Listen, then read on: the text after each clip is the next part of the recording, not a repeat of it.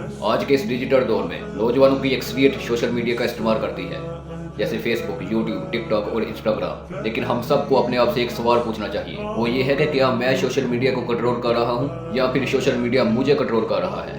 आज तकरीबन नौजवानों की अक्सरियत घंटों तक फजूल में ही सोशल मीडिया का इस्तेमाल करते हैं। उन्हें ये कोई परवाह नहीं होती कि नमाज भी पढ़नी है, नमाजें छूट रही हैं, उन्हें इस बात की कोई परवाह नहीं। वो बस फजूल में ही सोशल मीडिया का इस्तेमाल कर ही जा रहे हैं। शायद इन लोगों के बारे में ही अल्लाह ने कुरान में फरमाया है कि उन लोगों से दूर रहो जो अपने दिल को हमारी याद से काफिर कर देते हैं और सिर्फ अपनी ख्वाहिशात की ही पैरवी करते हैं। अब एक आखिरी हदीस बयान करके वीडियो खत्म करता हूँ। रसूलुल्लाह ने फरमाया कि दो नेमतें ऐसी हैं जिनके बारे में लोगों की अक्सरियत गफलत में पड़ी हुई है। पहली नेमत है सेहत और दूसरी नेमत है फुर्सत।